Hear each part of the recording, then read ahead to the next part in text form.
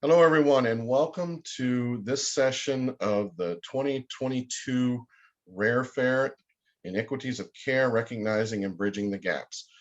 With us today is Sonia Van Heer Patel, who I want to introduce, and then have her share some of her patient story and what she has went through and what she's doing for the rare disease community. And Sonia, it's so good to have you here today. Sonia is a South Asian. She's UK-based social media influencer, entrepreneur, and mental health advocate. She is also a wife and mother of two. Sonia was born with an ultra-rare medical condition called FCS, which affects 1 to 2 in a million and is incurable.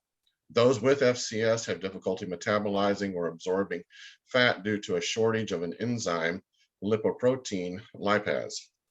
Sonia's aim is to try and uplift and motivate as many people as she can using her social media platforms. She talks about the effects of living with rare disease and how to improve your mindset, mental health by accepting what cannot be changed, but still be able to live your life to the fullest. What a great mission, and welcome to the Rare Fair, and thank you again. I'm going to turn this over to you and have you just share your story.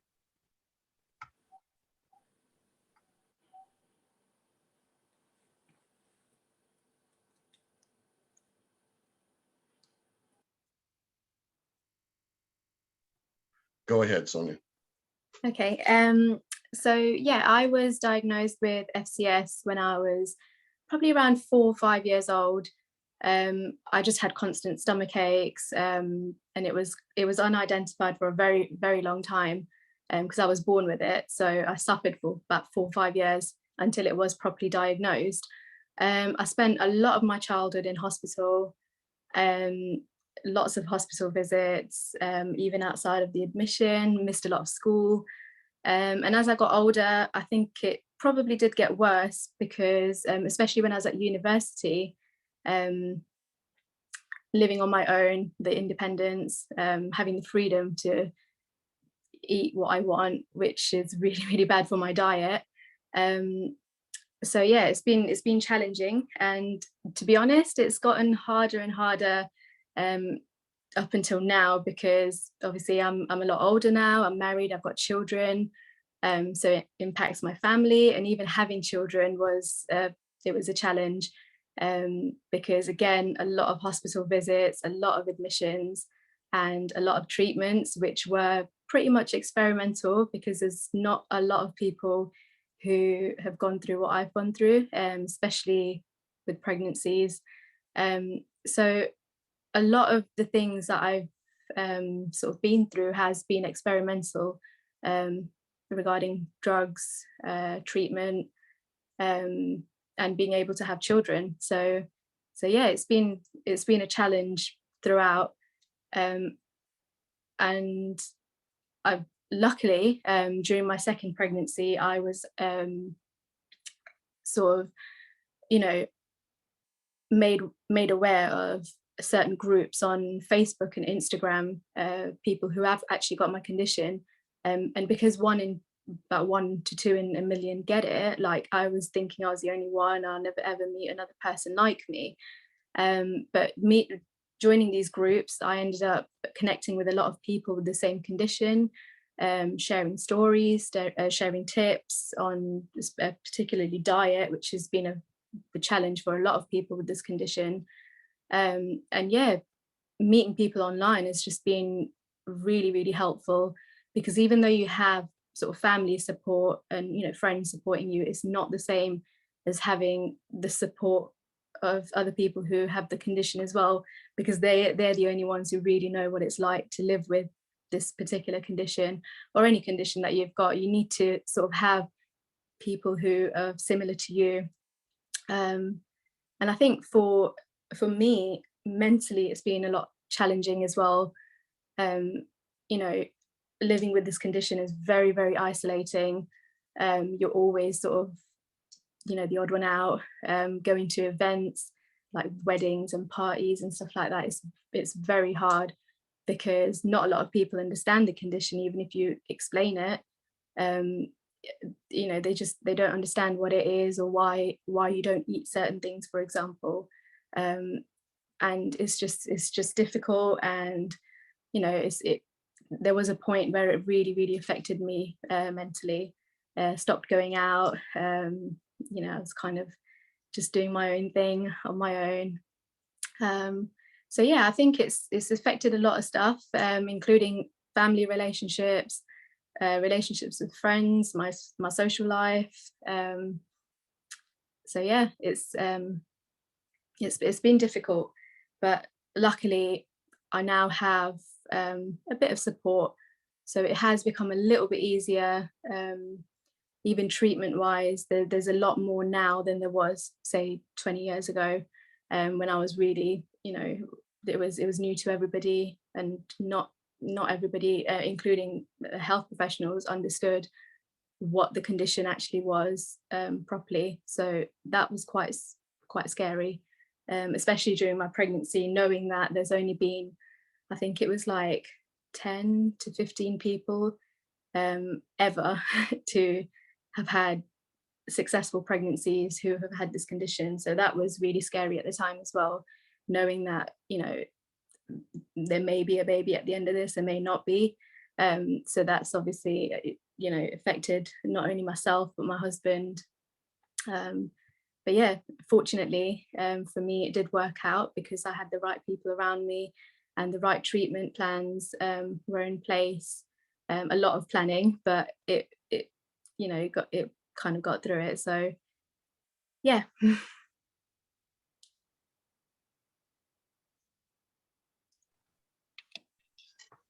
Well, thank you for sharing that. Do have some questions for you regarding it. You started having, you know, you talked about when you were very young, you were having struggle with your stomach, and with that, how long did it take you? When were you diagnosed? When did you receive this rare diagnosis? I was about 4 years old. It was just literally constant stomach aches, and then it kind of got to a point where we needed to find out what was actually wrong. Like, it's not normal to keep getting reoccurring tummy aches. And we actually found out it wasn't just a normal tummy ache, it was actually pancreatitis. So I was suffering from pancreatitis from a very young age up until now. So that's what the tummy aches were. Okay. So you were diagnosed at 4, and then I'm sure you have seen a lot of changes from the time that you were diagnosed, since it's been that long ago, and until Mhm. now. Where do you see some of the biggest gaps that have? Where do you see the biggest gaps, and then where do you see those gaps that have they improved, or where have they improved? So initially, when I started having my follow-up appointments from a very young age, the consultant I was under then, he knew what he knew. He knew textbook stuff, but he didn't have any other patient ever that had this condition, so it was quite new to him as well. Um, every single time I went to my appointments, and usually they were about 6 months apart, I used to get told, it was a quick 10-minute appointment each time, and it was literally, okay, you know, these are your blood results, you know, it's still quite high, you just need to focus on diet, and that was it. So every time I went, every 6 months, they were basically telling me, just watch what you eat, and that's it. And it got to a point where, like, how do I watch what I eat? Like, what am I supposed to be eating? You know, I did see a dietitian at the time. I think I was around 15 years old when I first saw a dietitian. And she actually said to me, she goes, I don't really know anything about this condition, but I've been told that you're supposed to be on a low fat diet. So she started giving me like meal plans to eat, you know, a low fat diet. But one thing I noticed now, because I've still got all those meal plans with me, like the things that she was telling me to eat was stuff that can lower your cholesterol. So she was telling me that you need to basically add fat to your diet, um, but good fats. But I can't eat any fats, which I obviously later on found out that I shouldn't actually be eating any fats. And I don't have a cholesterol problem. My cholesterol doesn't, it doesn't affect my cholesterol. It's my triglycerides that sort of skyrocket when I eat fat. So that was quite confusing, because for a lot of years I was just going by this diet that I'm supposed to be eating. but still getting sick.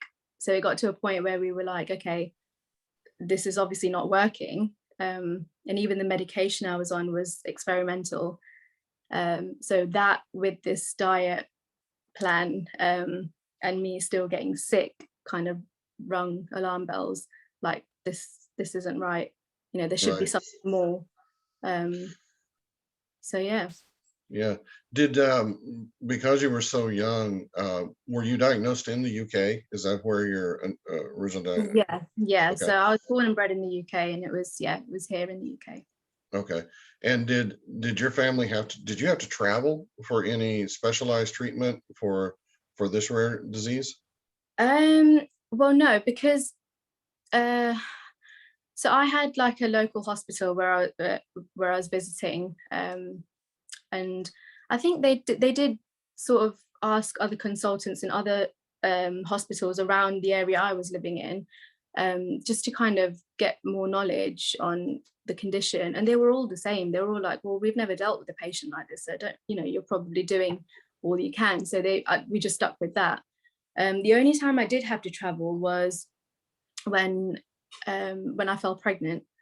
So this was, to my consultant was just like, oh, whoa, okay, hold on, I don't know how to deal with you now. We've never dealt with a pregnant woman before, kind of thing.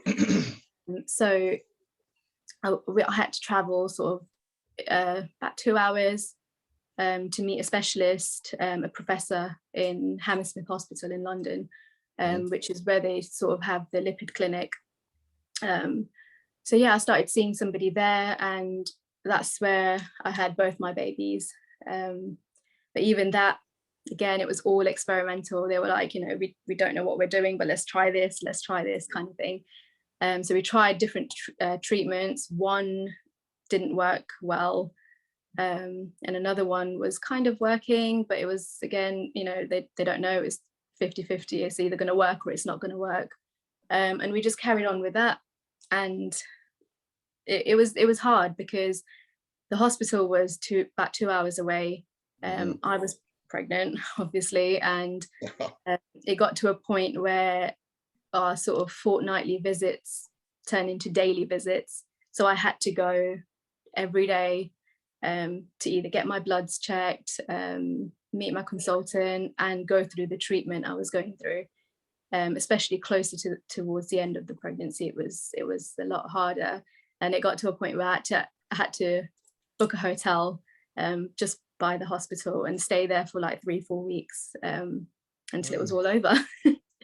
Well, yeah, and I imagine the expense added to the stress and that a lot of rare disease families can relate to. How was adolescence with this? So, being a teenager and everything that goes along being a teenager, and the hormones, and obviously the socialization. And you talked a little bit about, as an adult going to parties, and a lot of people don't understand. And I know a lot of people in the rare disease community, they get that. Your family doesn't get it, your friends don't get it. But how was it as a teenager in dealing with this? It was very, very hard because, I mean, ever since I was young, I love food. And I didn't understand what low-fat diet was. I didn't understand how serious it was for me to not eat sort of fatty foods. I didn't realize like it was so bad that my body wasn't actually digesting this fat. Because you don't understand it much, like you think it's okay, like I've had it before, it's fine, and nothing happened, and you kind of just think, oh, I'll make an exception. I didn't tell my friends. My friends actually only found out last year that I've got this Oh, condition. wow. I started being open on social media about it. So they were all like, oh, wow, okay, but you used to eat this. And I was like, I did used to eat it, but it used to make me sick.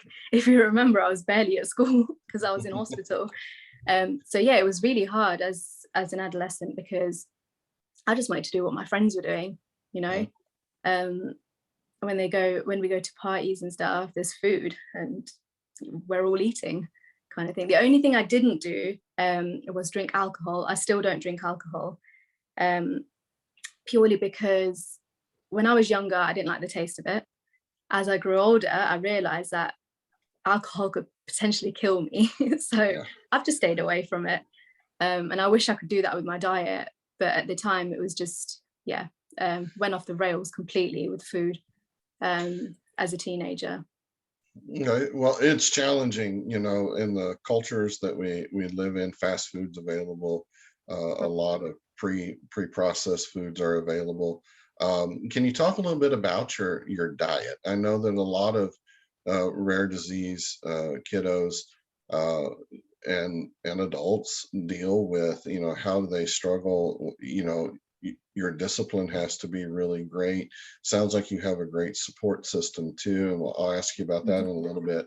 But what is your diet like? Is it mostly like fresh foods, fresh fruits, vegetables, that type of thing, or talk about that low fat diet that you've had this regiment with? hmm So when I was younger, when my parents found out that, diet is important, like we're gonna have to, if the medication doesn't work, it's all down to diet. My being Asian, obviously Indian food is very, very fatty. Hmm. My mom decided to cook Indian food as healthy as possible, which meant no butter, no oil, and just plenty of vegetables, but make it Indian. So she started doing it for the whole family. So because of me, the whole family ate pretty much, very, very low fat foods. And that just kind of carried on. So when she was teaching me how to cook when I was younger, it was always the way she used to make food for me. So it was always low fat. Um, and I think that just carried on up until now. Even when I cook, like I barely use oil. If I cook for my kids or my husband, it's different. But when I'm cooking for myself, naturally, I just don't use it because I haven't done for all these years. So yeah, I mean, a lot of fresh stuff, yes. A lot of cooked stuff. Over the years, I've found so many recipes. Um, I've actually had friends and family who have joined like Weight Watchers, and I Hmm. think all these other diet plans and stuff, and they have like really low fat meals as well. So luckily they've passed on some really low fat meals to me. So I was like, okay, cool. I can use these for my, for myself. So yeah, it's just, I've been really experimental with food, like always trying new things, always, researching, because I've had issues with hidden fat a lot as well. Hmm. So ordering like a salad, if I go to a restaurant, I need to make sure it's just a plain salad and not with dressing, because Hmm. salad can be like under 2 grams of fat, but the same salad with a bit of dressing can be over 10 grams.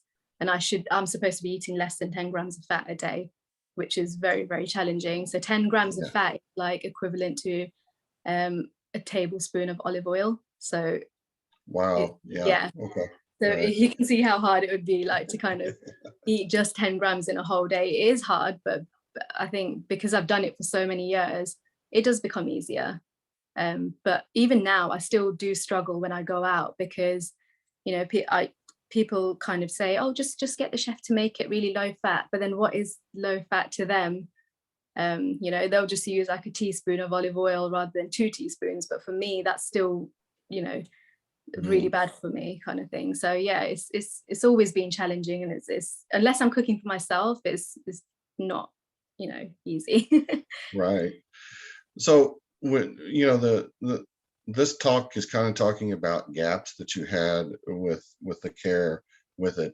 It sounds a lot like that from starting out and you're progressing, that a lot of the gaps was that gap in education. Yeah. That but it also sounds like you had a great support system at home. How much did your parents have to do to help bridge that gap with the doctors? Because the doctors would come in and they're like, wow, I don't know what to do, we've never had this happen before. Mhm. um, how did you all accomplish bridging that gap with that education, especially during a time that was the internet wasn't quite what it is today, Mhm. obviously. How did that gap get bridged? Um, it was it was just talking to different consultants. My parents were trying to find, you know, I mean, we knew it's incurable. Like you can't cure it, but there must be a better treatment, kind of thing. And the fact that a lot of doctors didn't have a lot of knowledge on this condition is, I mean, to be honest, it's always been a challenge. And even now, I don't think in that sense the gaps being bridged, if that It makes sense. still exists. Is Yeah, I think it a exists lot in there. 100%. Yeah. Yeah. In different ways as well. Like, I don't know. I just feel like lack of knowledge is one thing, but I think a lot of doctors and other health professionals need to be a little bit more sort of, I don't know, I don't know what the right word is. Maybe mindful. I don't know, because I've had issues with, so my condition, when I'm sick, I need to have my bloods checked sort of as soon as possible, because we need to find out if my amylase are normal, which shows if I'm having a pancreatic attack or not, Hmm. and to see if my triglycerides are high, because if they are, then I need treatment. And I've had so many issues where I've been so sick. I mean, I try to manage it at home as much as I can, but when I really, really can't, I have to go to the hospital. But when I'm managing it from home, I've always asked for painkillers, Hmm. something stronger for me to manage it at home. And they've always asked me millions of questions and then just not given it to me, because they don't understand, like, if I'm having a pancreatic attack, I need to have my pain under control. Oh yeah. Um, so that's one thing. Another thing, I need to have my bloods checked ASAP. And they kind Hmm. of say to me, oh yeah, we've got an appointment in 2 weeks. And I'm just thinking, well, when I have pancreatitis, I don't eat for about 3 days. And after those 3 days, my triglycerides will naturally just come down. And then when I have a blood test, there's nothing wrong with me. Like, it will Right. just show there's nothing wrong with me. And I've had so many doctors say to me, you're fine, there's nothing wrong. You've just had a bad tummy ache. And it's like, well, no, that's not what's happened. And I feel like they need to just be made aware of situations like this, not just for my condition, but any, like, if there's Hmm. something we need it, like, pretty much there and then. And if we can't, then we need to think of an alternative. Like, if I Right. need to go to the hospital, um I can't sort of be sitting around and, I know it sounds, I don't know if, I used to think that sounded really selfish, because I know people who are sick in hospital, they all deserve the same care, which I totally agree. But with someone like me, I can't afford to wait 2 or 3 weeks for a blood test, for example. So I think that has been an issue for me. And also my medication, like, when it's not available, they just say to me, oh, I'm so sorry, it's not available. And it's like, well, I need it, these are my daily meds, like, I need to take these. Hmm. um, and because it's such a rare condition, the medication that I take is not always available, because not many people take it. So I think that's been a challenge as well. Okay.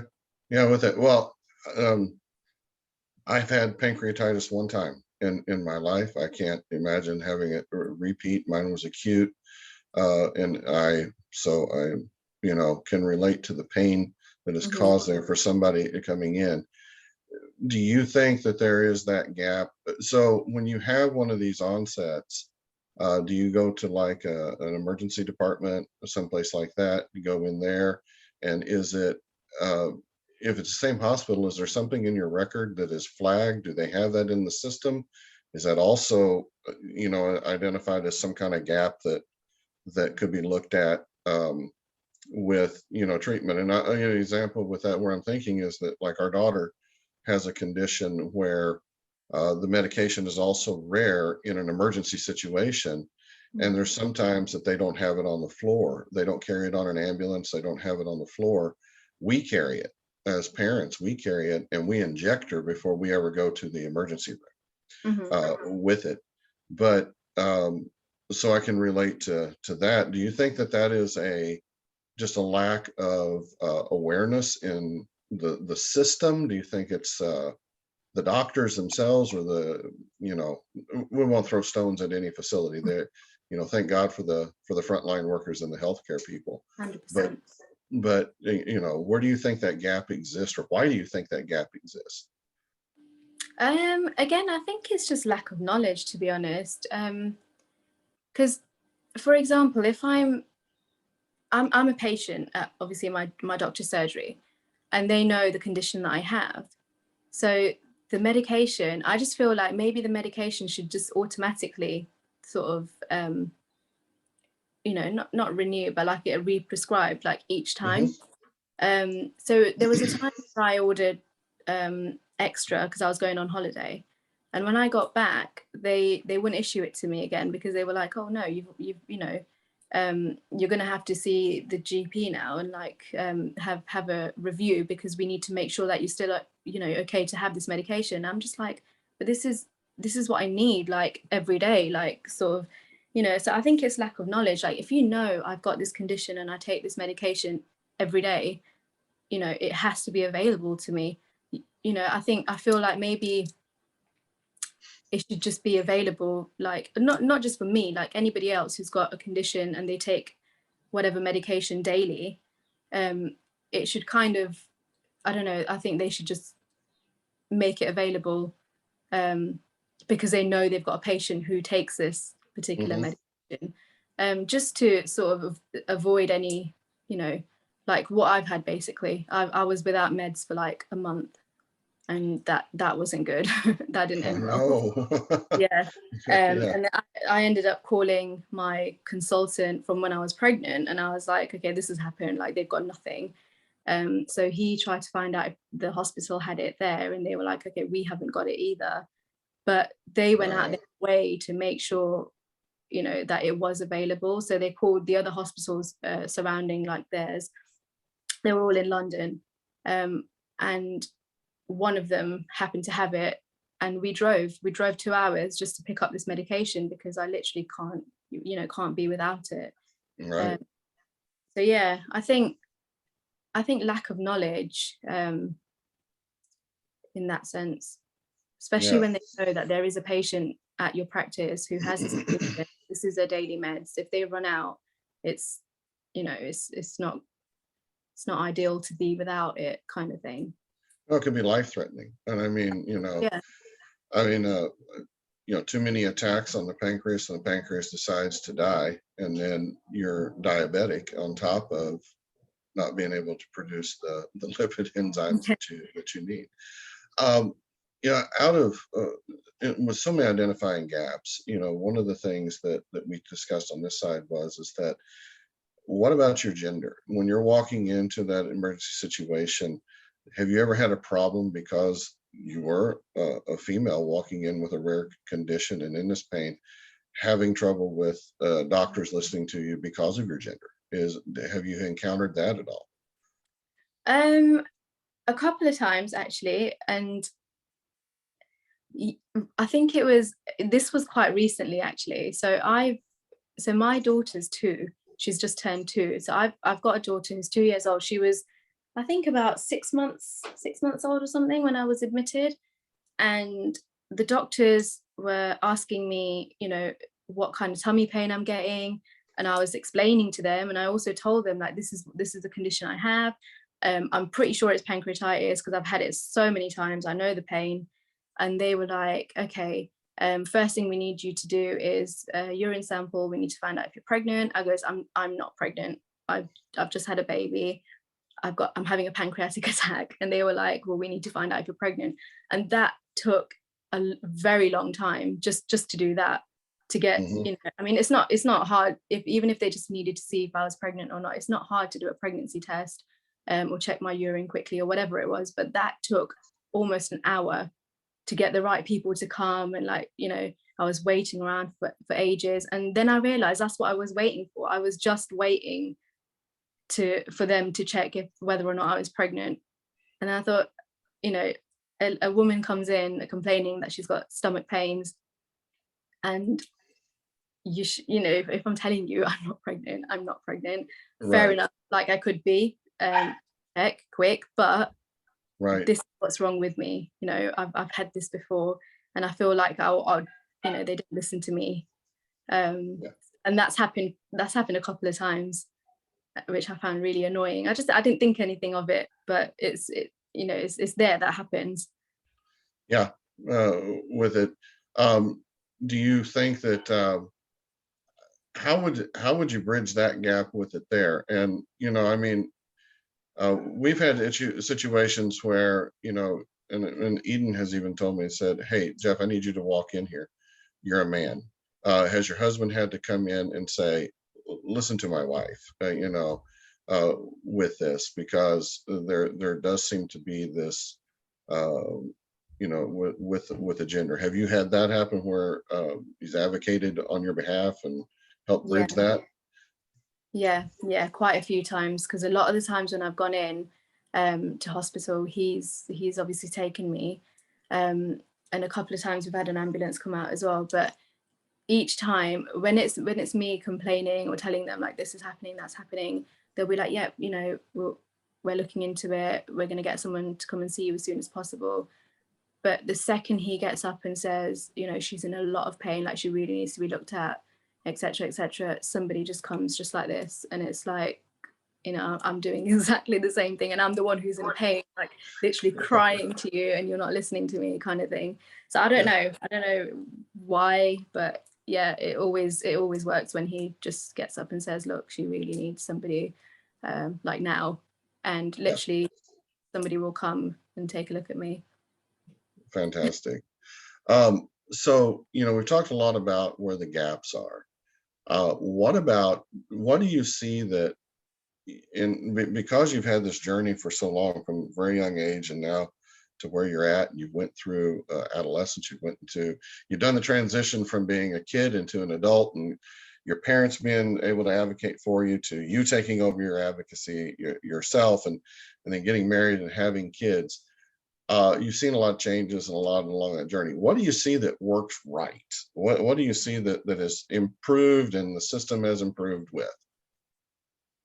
I'd say, I think I just feel like I've been taken more seriously now that I am, a mum as well. I've seen a massive difference. Before it was just, she's got a stomach ache, whatever it is. Now it's like, yes, I've got a stomach ache, I need to be seen ASAP. I've got children at home, they're with their grandparents, they're not used to it. And every time I bring up the fact that, I'm not just a college girl or whatever, like I've got a family to look after, I need to be, I think I've been taken a lot more sort of seriously, and that a lot of people say that to me even now, because I've got friends who have got kids who are sick, and they get the same thing. People just sort of take their time and stuff like that. But when it's somebody who's got children, I don't know what it is, but they just seem to take you a lot more seriously. My hospital stays as well, a lot of the times it's been like a week, 2 weeks, and now I'm out of there in like a day, 2 days, 3 maximum, and that's all because I'll tell them I've got kids at home and I need to get home as soon as possible, kind of thing. So they kind of hurry things up a little bit. Obviously, if it's safe enough for me to go home, Yeah. and if I'm in the right sort of, but yeah, every time I mention kids, and I think it's nice that they take that into consideration. Before, I felt like anything I said just wasn't enough. Like a lot of the times I've been trying to sort of self discharge and say, like, I can't be here, it's driving me crazy and it's affecting my mental health, I don't like being alone. And they just don't listen. It's like, oh, I know, but we need to keep an eye on you, kind of thing. And I'm going through the same thing now than I used to go, like what I used to go through before.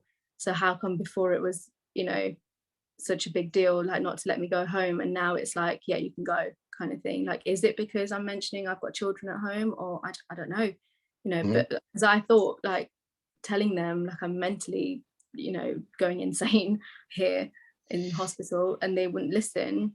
It's quite concerning. Like, I'm telling you, like, I'm struggling. Right. And a lot of the times it was, when I have pancreatitis, it's acute pancreatitis, so it happens and it goes, kind of thing. So why do I need to stay in like 4 or 5 days after everything's like all clear?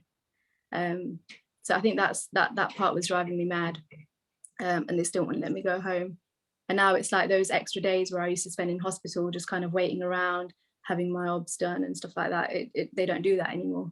So that's changed, and I think that's changed because of my age, maybe because my life has changed in a way. Right with it.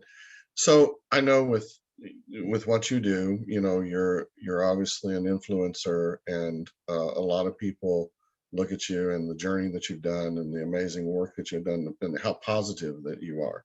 Mhm. So as we kind of wrap this up here, what can you say to someone right now? I know, you're also going to be on our have been on our mental health panel with it, but what do you have to say to people a lot of times that, how do you stay positive, especially during this time of COVID? Mhm. A lot of times, visitations in the hospital, if you have a hospital stay, you're limited. How do you keep upbeat? How do you stay positive with that mindfulness? I mean, what I've found is, so I was actually in hospital 3 times during the first lockdown, which was an absolute nightmare. Um, and that was probably the time where I was, I would have gone absolutely insane, but I didn't, because, and this is what I try to say to people who follow me on social media, like, it's either you think the worst and just make in a way you kind of make yourself go mad because you're thinking, oh, why is this happening to me, you know uh, but instead of that, you just try and think of all the positives, all the stuff that you enjoy. Because when I was sick, I was literally still doing what I enjoy, from whether I'm lying in bed or whatever it is, like even down to things like just sitting watching your favorite films or whatever it is. Anything that lifts you up, do it. Doesn't matter what's going on around you. Like, don't think about anything. Try not to think about your health or anything. Like, you're sick, there's nothing you can do. It's a thing that passes. It's not like there forever kind of thing. So literally just do the stuff that you enjoy, be around people that you know I mean, even if you physically can't, like, call your friends, FaceTime your friends, and just do the stuff you enjoy. And that really, really helped me. Like, I did so much during lockdown, because I lockdown was mad, because I thought I was literally going to go insane, because I had this new baby as well, on top of everything else. Yeah, So that was the time for me to completely lose it, and I'm so proud of myself that I didn't. But yeah. that was literally it. Like, and I kind of do like all these quizzes and stuff for my followers, so they kind of understand how my mind works. And I've had Hmm. so many people message me as well, saying that, actually, I've been trying what you've suggested. I do the things that you've been doing, and it works. Like, you just have to keep yourself uplifted. Like, you can't just sit there and think, I'm sick, I'm constantly sick, and whatever it is. I know it's hard. I go through it, but because I go through it and people can see that, hold on, she's always like sick, but she's so happy. But Hmm. that's kind of down to you. Like, you either sit there and you feel sorry for yourself, or you do something about it. you know you're physically sick, you don't have to be mentally sick as well. Like, you can do something about it. So that's what I kind of try and push, the message, that's the message I try and push to my followers. Like, you don't have to struggle, and if you are struggling, there's so much help out there. Before I met these people online who have the same condition as me, I thought I was the only one. And it used to be, it was horrible, it was isolating. I couldn't talk to anyone. Obviously, I've got friends and family, but they don't understand it because they don't have the condition you know so it's just important to engage with people and just meet new people online, who go through something similar, just for your own mental health, because you're not alone. Like, you can exchange helpful sort of tips, you share your story, and you kind of get that sort of comfort as well. And since I've been doing that, I've been feeling so much better mentally, because I know, like, I'm not the only one out there who struggles, with Right. anything. So, yeah, it's comforting, and Oh, I think it really helps. fantastic. Well, that's awesome. Well, thank you so much. So thank you for allowing us the time today and to talk, and be forwarding any questions that we have from people who attend the session, and even with the follow-up afterwards of those. And again, thank you so much, Sonia, for your time today. Look forward to look forward to the future with it, and following you on social media, And thank you for all the advocacy and stuff that you do, and being an influencer and helping people that are out there. Thank you so much for having me.